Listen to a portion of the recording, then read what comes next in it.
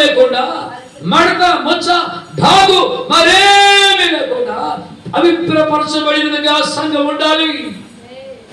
ఆమె సంఘం పవిత్రపరచబడాలి అంటే దేవుని వాక్యం చేత ఏం చేయబడాలి? ఉదక స్నానం చేయబడాలి. అంటే యేసుక్రీస్తు రక్తము చేత సంఘము కడుగబడాలి.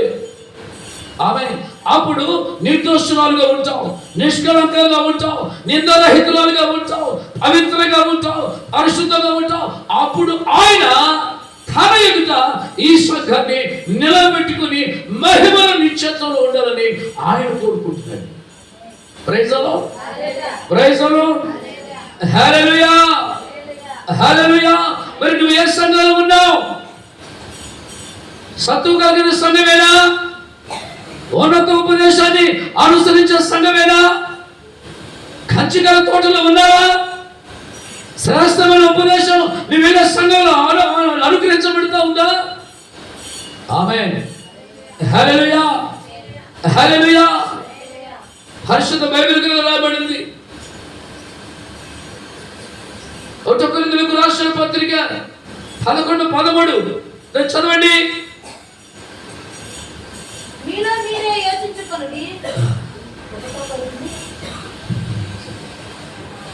ఆయన అప్పగించబడిన రాత్రి ఆయన ఒక రొట్టెను ఎత్తుకొని ప్రైజ్ ది లార్డ్, నేను మీకు అప్పగించిన దానిని ప్రభువు వలన పొందితిని. ప్రభువైన యేసు తాను అప్పగించబడిన రాత్రి ఇక్కడ అంత చదువుతులు కానీ ఇక్కడ శ్రేష్టమైన మాట ఏంటంటే, నా శరీరము తిని నా రక్తము పానము చేయవాడు మరణములో నుండి చెప్పండి, మీరు చెప్పండి, జీవములోనికి దాటి ఉన్నాడు. స్తోత్రం కలుగుగాక. నా శరీరము తిని నా రక్తము పానము చేయవాడు మరణములో నుండి జీవములోనికి దాటి ఉన్నాడు. అంటే యోర్దాను దాటి అనుభవం. యోర్దాను అంటే మరణం దాటుకుంటూ పోవాలంటే బాల్యం కావచ్చు, యవ్వన దశ కావచ్చు, వృద్ధాప్యం కావచ్చు, మరణం తథ్యం. ఎప్పుడైనా వస్తుంది మరణం. మరణపు అంచులో ఉన్నాం మనం. ప్రయాణం చేస్తున్నప్పుడు రావచ్చు మరణం, విశ్రాంతి పొందుకున్నప్పుడు రావచ్చు మరణం, ప్రభువుని ఆరాధిస్తున్నప్పుడు రావచ్చు మరణం. మరణానికి వయసుతో సంబంధం లేదు, వయసుతో సంబంధం లేదు మరణానికి. అయినా ఎప్పుడైనా మరణం రావచ్చు. మరణాన్ని దాటాలంటే, నీ జీవితంలో యోర్దాను దాటుకుంటూ పోవాలంటే ఏం చేయాలి? కాగా ఆహారమును సిద్ధపరచుకునుడి. ఆహారం సిద్ధపరచుకోకుండా నీ జీవితంలో, నీ హృదయంలో, నీ వ్యక్తిగత అనుభవాలలో యోర్దాను దాటలేవు. యోర్దాను తప్పకుండా దాటాలి. యోర్దాను దాటితేనే నిత్య జీవం, యోర్దాను దాటితేనే నిత్యత్వం, యోర్దాను దాటితేనే పరలోకం. యోర్దాను దాటే అనుభవాలలో యోర్దాను ఉంది, యోర్దాను అనుభవం ఉంది, మరణపు అనుభవం ఉంది. ఆ మరణపు అనుభవాన్ని చేయించాలంటే నువ్వు యేసుక్రీస్తు రక్తము ద్వారా ఉదక స్నానం చేయాలి. యేసుక్రీస్తు రక్తము ద్వారా నువ్వు కడగబడాలి, వాక్యానికి సాక్షిమై ఉండాలి. 5 బుద్ధి కలిగిన కన్నికల వలె నీ హృదయంలో, నీ పవిత్ర హృదయంలో దేవుని వాక్యం ఉండాలి. వాక్యం చేత నువ్వు నింపబడాలి. అప్పుడు పెళ్లి కుమారుడు ఎప్పుడు వచ్చినా ఇష్టపడతావు. హల్లెలూయా, హల్లెలూయా, హల్లెలూయా. ఎందుకంటే వారి హృదయంలో దేవుని వాక్యం ఉంది కాబట్టి ఆత్మ దివిటీలు వెలుగుతున్నాయి. ఆరిపోతున్న వారు అంటున్నారు, మా భవితములు ఆరిపోతున్నాయి, మా దివిటీలు ఆరిపోతున్నాయి. ఇదిగో నూనె లేదు, కాస్త నూనె పోస్తారా, కాస్త దేవుని మాటలు చెప్తారా? అప్పుడే ఉంటారు దేవుని మాటలు చెప్పేవారు. దేవునికి స్తోత్రం కలుగుగాక, దేవునికి స్తోత్రం కలుగుగాక. నా శరీరమును తిని నా రక్తము పానము చేయవాడు మరణములో నుండి నిత్య జీవము గలవాడు.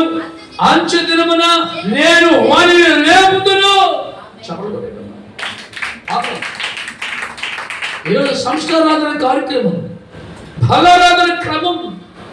మరి ఇప్పుడు మనం ఆయన శరీరాన్ని పూజించబోతున్నాం, ఆయన రక్తాన్ని పానం చేయబోతున్నాం. ప్రభుకి ఈ నూతన సంవత్సరంలో ఈ మొదటి పునరుద్ధరణ ఆరాధనలో మనకిస్తున్న ఆ శుభవేళ, శుభ సందేశం ఏంటంటే మీరు నిత్యజీవంలో ప్రవేశిస్తారు. అత్యుదిన నేను మిమ్మల్ని లేపుతాను, మరణాన్ని నిరర్థకం చేస్తాను, జీవపు ఊటలు పుట్టిస్తాను. ఆమేన్, హల్లెలూయా. కాగా ప్రభువునందు వారు మృతులు ధన్యులు అని రాయము.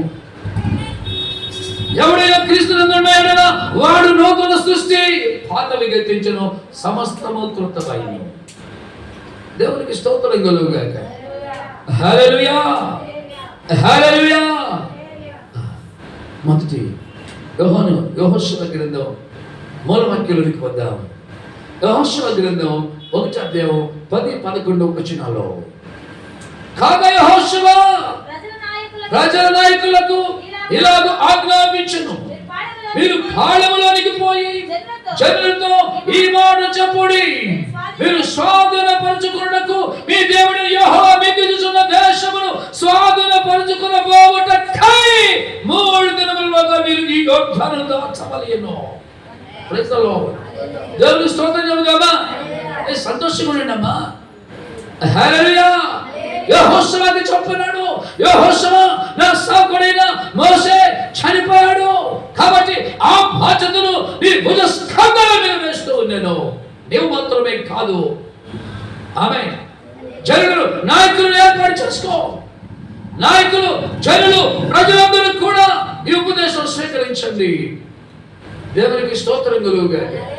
దేవునికి స్తోత్రం కలుగుగాక. ఇదిగో పరలోక రాజ్యాన్ని మీ దేవుని యెహోవా మీకు ఇచ్చిన దేశమును స్వాధీనపరచుకొనబోవుటకై 3 దినములలోగా మీరు ఈ యోర్దాను దాటాలి. Praise the Lord. ఈ 3 దినాలు బాల్యము, యవ్వనము, వృద్ధాప్యము.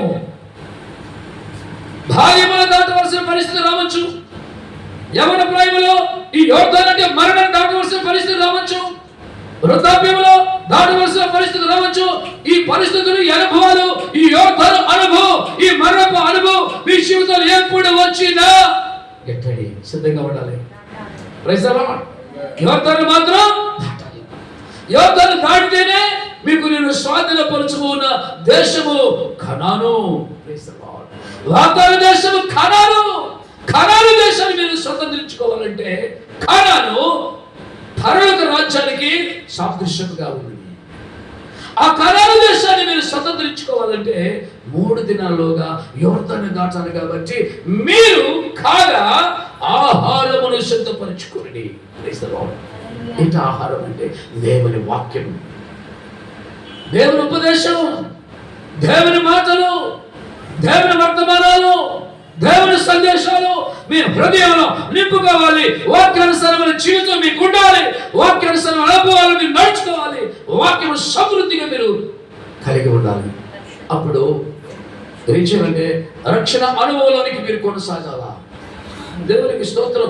అప్పుడు మాత్రమే మీరు యోర్దాను దాటుతారు. దేవునికి స్తోత్రం కలుగుగాక. దేవునికి స్తోత్రం కలుగుగాక. హల్లెలూయా, హల్లెలూయా, హల్లెలూయా. కాబట్టి చివరి వాగ్దానం, దేవునికి స్తోత్రం కలుగుగాక. నా శరీరమును తిని నా రక్తమును పానము చేయవాడు నిత్యజీవము గలవాడు, అంచె దినమున నేను వానిని లేపుదును.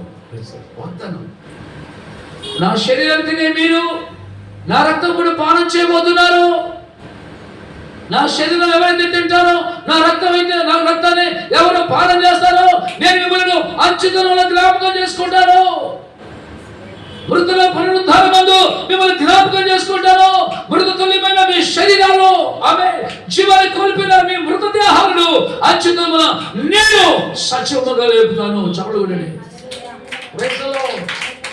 ఎప్పుడు మీరు లేపబడతారంటే నా శరీరమును తిని నా రక్తాన్ని పానం చేసే అనుభవ క్రమం మీకున్నప్పుడు. ప్రభు చెప్పాడు, నేను వచ్చి పర్యాప్తము మీరు దీనిని చేయండి. నేను వచ్చే పర్యాంతరము మీరు దేనిని చేయడు. ఏంటది? ప్రభు బలారాధన, ప్రభు సంస్కారాధన, ప్రభు యొక్క శిలువ మరణం, ఆయన ప్రేమ, ఆయన త్యాగం, ప్రభు మానవాళి కొరకు చిందించిన ఆ రక్తం, ఆ శ్రమ అనుభవం, ఆ పవిత్ర జీవితం. దేవుడు లోకం కోసం తన ప్రాణాన్ని త్యాగం చేశాడు, తన అమర రక్తాన్ని చెల్లించాడు కలువరి శిలువలో. Praise the lord.